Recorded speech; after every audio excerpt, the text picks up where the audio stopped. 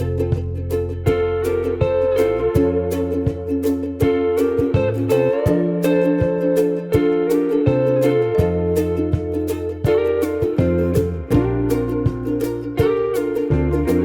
Hello ಎಲ್ಲರೂ ಹೇಗಿದ್ದೀರಾ? Welcome back to my channel ಅಂತೇಳಿ ಇವತ್ತು ಈ ವ್ಲಾಗ್ ಶುರು ಮಾಡ್ತಾಯಿದ್ದೀನಿ.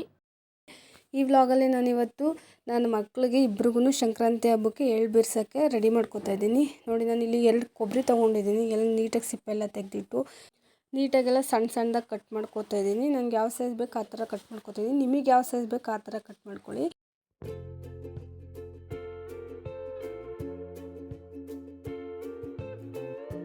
ನೋಡಿ, ಎಲ್ಲ ನಾನು ಈ ಥರ ಕಟ್ ಮಾಡಿ ಇಟ್ಕೊಂಡಿದ್ದೀನಿ. ನನ್ನನ್ನು ಮತ್ತು ಪಾಪುನ ನೋಡೋಕ್ಕೆ ಅಂತ ಹೇಳ್ಬಿಟ್ಟು ನಮ್ಮ ಅಣ್ಣ ಊರಿಗೆ ಬಂದಿದ್ದರು. ಅವ್ರ ಹತ್ರನೇ ಮಳವಳ್ಳಿಗೆ ಬಿಡಿಸ್ಕೊಳ್ಳೋಣ ಅಂತ ಹೇಳ್ಬಿಟ್ಟು ನಾವು ಮಳವಳ್ಳಿಗೆ ಬಿಡಿಸ್ಕೊತಾ ಇದ್ದೀವಿ. ಯಾಕೆಂತಂದರೆ ಪಾಪುಗೆ ಬಟ್ಟೆ ಮತ್ತು ಎಳ್ಳು ಬಿಡ್ಸೋಕ್ಕೆ ಏನೇನು ಐಟಮ್ಸ್ ಬೇಕು ಎಲ್ಲ ತೊಗೊಬರ್ಬೇಕಾಗಿತ್ತಲ್ಲ, ಅದಕ್ಕೋಸ್ಕರ. ನೋಡಿ ನನ್ನ ಮಗಳು ಹೇಗೆ ನೋಡ್ತಿದ್ದಾಳೆ. ಅದಾದಮೇಲೆ ನಾವು ರೆಗ್ಯುಲರಾಗಿ ಯಾವ ಬಟ್ಟೆ ಅಂಗಡಿಗೆ ಹೋಗ್ತೀವಿ ಅಲ್ಲಿಗೆ ಹೋದ್ವಿ. ನೋಡಿ ಇದೇನೆ ನಾವು ಅವಳಿಗೆ ಹಬ್ಬಕ್ಕೆ ಅಂತೇಳಿ ಲಂಗ ಬ್ಲೌಸ್ ತೊಗೊಳ್ಳೋಣ ಅಂತ ನೋಡಿದ್ವಿ. ಅಷ್ಟಾಗಿ ಯಾವುದು ಲುಕ್ಕಾಗಿ ಚೆನ್ನಾಗಿ ಕಾಣಿಸ್ತಿರಲಿಲ್ಲ. ಒಟ್ಟು ಬಿಟ್ಟಿಲ್ಲ. ನಮಗೆ ಯಾವ್ದು ಬೇಕು ನನಗೆ ಸ್ಯಾಕ್ರಿಫೈಸ್ ಆಗೋ ತನಕ, ನನಗೆ ಸಮಾಧಾನ ಆಗೋ ತನಕ ಬಿಡಬಾರ್ದು ಅಂತ ಹೇಳ್ಬಿಟ್ಟು ನನಗೆ ಯಾವ್ದು ಬೇಕು ಅದನ್ನೇ ಹುಡುಕಿಸ್ತಾ ಇದೆ. 1-2 ಸೂಟ್ ಆಯಿತು, ಬಟ್ ಅದು ಲಂಗ ಬ್ಲೌಸ್ ಅಲ್ಲ ಮತ್ತು ಫ್ರಾಕ್ ಥರ ಇತ್ತು. ಅದಕ್ಕೆ ನೋಡೋಣ ಯಾವುದಕ್ಕೂ ಇರಲಿ ಅಂತ ಹೇಳ್ಬಿಟ್ಟು ಇದು ಮಾಡಿದೆ. ಆಮೇಲೆ ಬೇರೆ ಕಡೆ ಹುಡುಕಿದಾಗ ಆವಾಗ ನೀಟಾಗಿ ಚೆನ್ನಾಗಿರೋದೇ ಸಿಕ್ತು. ನಾನು ಯಾವ ಥರ ಹುಡುಕ್ತಿದ್ದೀನಿ ಅದೇ ಥರ, ಇಬ್ರಿಗೂ ಒಂದೇ ಥರದ್ದು.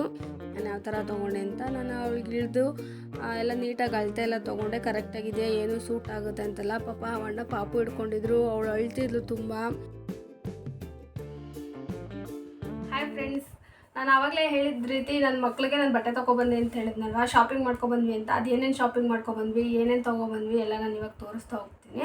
ಮೊದಲು ನನ್ನ ಮಗಳಿಗೆ ಯಾವ ಥರದ ಬಟ್ಟೆ ತೊಗೊಬಂದೆ, ಅವಳಿಗೆ ಯಾವ ಕಲರ್ ಇಷ್ಟ ಆಯಿತು, ಅಲ್ಲ ಅವಳು ಯಾವ್ದು ತೊಗೊಂಡ್ಳು ಅದನ್ನೆಲ್ಲ ತೋರಿಸ್ತೀನಿ. ನೋಡಿ, ಇದು ನನ್ನ ಚಿಕ್ಕ ಮಗಳಿಗೆ, ನಾನು ಇಬ್ರಿಗೂ ಟ್ವಿನ್ಸ್ ಆಗಿರೋದನ್ನೇ ತೊಗೊಂಡಿದ್ದೀನಿ. ಒಂದು ನಿಮಿಷ ಇರಿ ತೋರಿಸ್ತೀನಿ. ನೋಡಿ, ಇದು ನನ್ನ ದೊಡ್ಡ ಮಗಳದು, ಇದು ಚಿಕ್ಕ ಮಗಳದು. ಯಾಕೆಂದರೆ ಇಬ್ರಿಗೂ ಸಂಕ್ರಾಂತಿ ಹಬ್ಬದ ಪ್ರಯುಕ್ತ ಎಳ್ಳು ಬಿರಿಸ್ತೀನಲ್ವಾ, ಸೊ ಅದಕ್ಕೋಸ್ಕರ ನಾನು ಅವಳಿಗೆ ಇವಳಿಗೆ ಇಬ್ರಿಗೂ ಒಂದೇ ಥರ ಇರಲಿ ಅಂತ ಹೇಳ್ಬಿಟ್ಟು ಒಂದೇ ಥರ ತೊಗೊಂಡಿದ್ದೀನಿ. ಅದಕ್ಕೆ ಈ ಥರ ಸೊಂಟದ ಪಟ್ಟಿ ಬಂದಿದೆ. ಮತ್ತು ನೋಡಿ, ಇದು ಬ್ಯಾಕು ಈ ಥರ ಇದೆ, ಮತ್ತು ಫ್ರಂಟು ಫುಲ್ ಲಂಗ ಎಲ್ಲ ಈ ಥರ ಇದೆ. ನೋಡಿ, ಚೆನ್ನಾಗಿದೆಯಾ? ಚೆನ್ನಾಗಿದ್ರೆ ಕಮೆಂಟ್ ಮಾಡಿ. ಇದೂ ಅಷ್ಟೇ, ಬ್ಯಾಕ್ ಈ ಥರ ಇದೆ, ಕಟ್ಟೋದಾರ. ಆಮೇಲೆ ಇಲ್ಲಿ ಜಿಪ್ಪೆಲ್ಲ ಕೊಟ್ಟಿದ್ದಾರೆ. ನೋಡಿ, ಜಿಪ್ಪು ತುಂಬ ಚೆನ್ನಾಗಿದೆ. ನನಗಂತೂ ತುಂಬ ಇಷ್ಟ ಆಯಿತು. ಅವಳು ನನ್ನ ಮಗಳು ಸ್ವಲ್ಪ ಕಲರಾಗಿ ಚೆನ್ನಾಗಿರೋದ್ರಿಂದ ಅವ್ಳಿಗೆ ಚೆನ್ನಾಗಿ ಸೂಟಬಲ್ ಆಗುತ್ತೆ ಅಂತ ಹೇಳ್ಬಿಟ್ಟು ಇದು ತೊಗೊಂಡೆ. ಇದು ಚಿಕ್ಕವಳದು. ನೋಡಿ ಹೇಗಿದೆ ಅಂತ. ಇಬ್ರಿಗೂ ಟ್ವಿನ್ಸ್ ತೊಗೊಂಡಿದ್ದೀನಿ ಅಂದರೆ ಇಬ್ರಿಗೂ ಒಂದೇ ಥರ ಇರುತ್ತೆ. ಅದಾದಮೇಲೆ ಇದು ದಾವಣಿ ಥರ. ನೋಡಿ ಎಷ್ಟು ಪುಟಾಣಿದು, ಎಷ್ಟು ಕ್ಯೂಟಾಗಿರೋದು ಕೊಟ್ಟಿದ್ದಾರೆ. ನೋಡಿ ಎಷ್ಟು ಚೆನ್ನಾಗಿ ಕಾಣಿಸ್ತಿದೆ ಅಂತ. ನಾನು ಹಬ್ಬದ ದಿನ ನಿಮಗೆ ತೋರಿಸ್ತೀನಿ ಯಾವ ಥರ ಇರುತ್ತೆ, ನಾನು ಯಾವ ಥರ ಅವಳಿಗೆ ರೆಡಿ ಮಾಡ್ತೀನಿ ಅನ್ನೋದನ್ನ ನಾನು ನಿಮ್ಗೆ. ಚಿಕ್ಕವಳಿಗೆ ಸೊಂಟ ಡಾಬು ಅಂತ ಹೇಳ್ಬಿಟ್ಟು ಕೊಟ್ಟಿದ್ದಾರೆ. ಇದು ದೊಡ್ಡವಳಿಗೆ ಈ ಥರ ಬಂದಿದೆ. ಅಂದರೆ ಅವಳು ಸ್ವಲ್ಪ ದೊಡ್ಡ ಸೈಜ್ ಅಲ್ವಾ, ಅದಕ್ಕೆ ಅವಳಿಗೆ ಈ ಥರ ಬಂದಿದೆ. ಸರಿನಾ?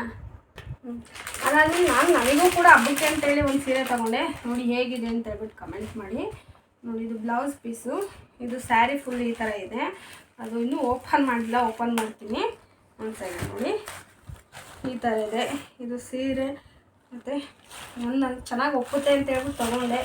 ನೋಡಬೇಕು ಈ ಥರ ಕಾಣಿಸುತ್ತೆ ಅಂತ. ನೋಡಿ ಹೇಗಿದೆ ಅಂತ ಹೇಳ್ಬಿಟ್ಟು ನಾನು ಇದು ಹಬ್ಬಕ್ಕೆ ಅಂತ ಹೇಳ್ಬಿಟ್ಟು ನನಗೆ ಈ ಸೀರೆ ತೊಗೊಂಡೆ. ನಾನು ಇದು ತೊಗೊಂಡೆ. ಅದಾದಮೇಲೆ ನಾನು ಅವಳಿಗೆ ಬಳೆ ಅದನ್ನೆಲ್ಲ ತೊಗೊಂಡೆ. ತೋರಿಸ್ತೀನಿ ಯಾವ ಥರ ಇದೆ ಅಂತ. ನೋಡಿ, ನಾನು ಈ ಕಲರ್ ಬಳೆ ತೊಗೊಂಡಿದ್ದೀನಿ. ಅವಳಿಗೆ ಅವ್ಳ ಡ್ರೆಸ್ಸಿಗೆ ಸೂಟಬಲ್ ಆಗುತ್ತೆ ಅಂತ. ನನ್ನ ಚಿಕ್ಕ ಮಗಳಿಗೆ ಬಳೆ ಸಿಕ್ಕಿಲ್ಲ, ಹಾಗಾಗಿ ದೊಡ್ಡ ಮಗಳಿಗೆ ಮಾತ್ರ ಬಳೆ ತೊಗೊಂಡಿದ್ದೀನಿ.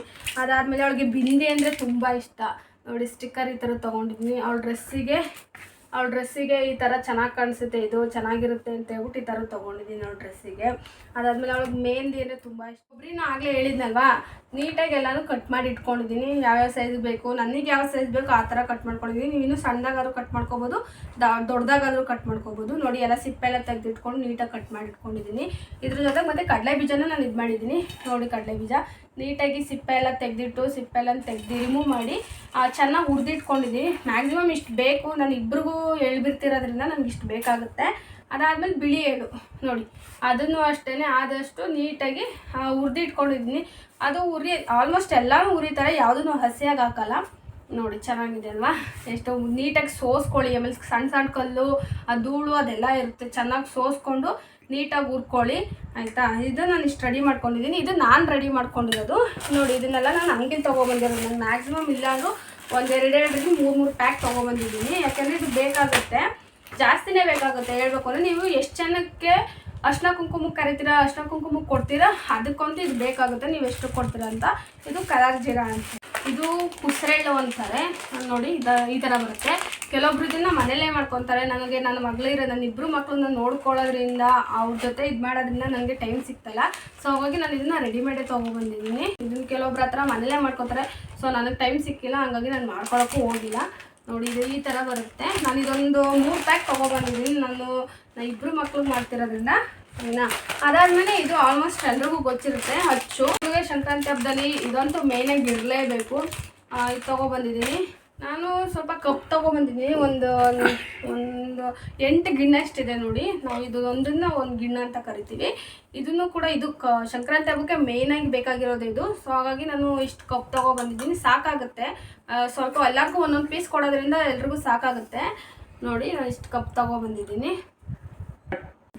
ನೋಡಿ ನಾನು ಬೆಲ್ಲನೂ ಅಷ್ಟೇ ಸಣ್ಣ ಪೀಸ್ ಥರ ನೋಡಿ ಕಟ್ ಮಾಡಿ ಇಟ್ಕೊಂಡಿದ್ದೀನಿ. ಇಷ್ಟು ಕಟ್ ಮಾಡ್ಕೊಂಡು ಇಟ್ಕೊಂಡಿದ್ದೀನಿ ನೋಡಿ. ಈ ಥರ ನಿಮ್ಗೆ ಯಾವ ಥರ ಬೇಕು ಆ ಥರ ಕಟ್ ಮಾಡ್ಕೊಳ್ಳಿ. ನಮ್ಮನೆ ಜಾಸ್ತಿ ಯಾರು ಸ್ವೀಟ್ ಇಷ್ಟಪಡಲ್ಲ, ಅದಕ್ಕೆ ನಾನು ಸ್ವಲ್ಪನೇ ಕಟ್ ಮಾಡಿ ಇಟ್ಕೊಂಡಿದ್ದೀನಿ.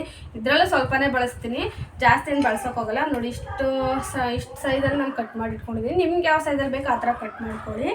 ಇದು ಕಟ್ ಮಾಡಿ ಇಟ್ಕೊಂಡಿರೋದನ್ನ ನೀವು ಬಿಸಿಲಲ್ಲಿ ಒಣಗಿಸ್ಬೇಕು. ಇಲ್ಲಾಂದ್ರೆ ಫುಲ್ ಎಲ್ಲ ಅಂಟಾಗಿ ಹೋಗ್ಬಿಡುತ್ತೆ, ಮಿಕ್ಸ್ ಮಾಡೋಕ್ಕಾಗಲ್ಲ. ಮ್ಯಾಕ್ಸಿಮಮ್ ಒಂದು 2-3 ದಿನನಾದ್ರೂ ಬಿಸಿಲಲ್ಲಿ ಒಣಗಿಸ್ಕೋಬೇಕು. ಇಲ್ಲಾಂದರೆ ಈ ಥರ ಬಿಡಿಯಾಗಿರಲ್ಲ, ಎಲ್ಲ ಅಂಟೋದು ಅಥವಾ ಪುಡಿ ಆಗೋದು ಈ ಥರ ಎಲ್ಲ ಆಗ್ತಾ ಇರುತ್ತೆ. ನೀವು ಚಾಕುಲಿ ಆದಷ್ಟು ಕಟ್ ಮಾಡ್ಕೊಳ್ಳಿ, ಕುಟ್ಟಕ್ಕಂತೂ ಹೋಗ್ಬೇಡಿ.